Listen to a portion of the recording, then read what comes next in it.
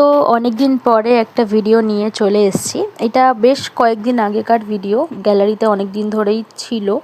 তো ভাবছিলাম যে এডিট করে পোস্ট করব, কিন্তু ইচ্ছেই হচ্ছিল না, কারণ কয়েকদিন ধরেই আমার শরীরটা খারাপ যাচ্ছে। জানি না যে কি হয়েছে, একটার পর একটা লেগেই আছে।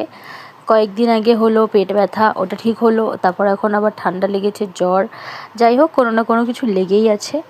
তো ভাবলাম যে এডিট করে পোস্ট করেই দিই, বেকার ঘরে চুপচাপ বসেই আছি। তো এই মন্দিরটা হচ্ছে নিউ টাউনে, ইকো পার্কের ঠিক পিছন দিকটাতে। তো গেছিলাম আমরা, অনেক দিন ধরেই যাওয়ার ইচ্ছে ছিল, গেলাম।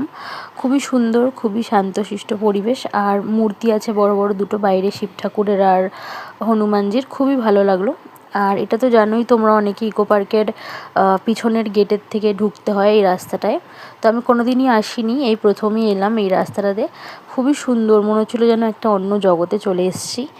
মানে এত সুন্দর পরিষ্কার পরিচ্ছন্ন রাস্তা তো মানে দেখা যায় না অত সহজে কলকাতায়। যাই হোক, খুবই সুন্দর, খুবই পরিষ্কার, আর হাওয়াও দিচ্ছিল ঠান্ডা ঠান্ডা।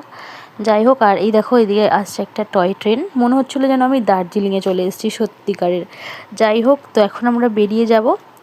আর তোমরা কারা কারা এই জায়গাটায় এসছো অবশ্যই জানিও। তো এইটুকুই ছোট্ট ভিডিও আজকে শেয়ার করলাম, যদি ভালো লাগে তাহলে কিন্তু অবশ্যই লাইক করে দিও। চলো, টাটা।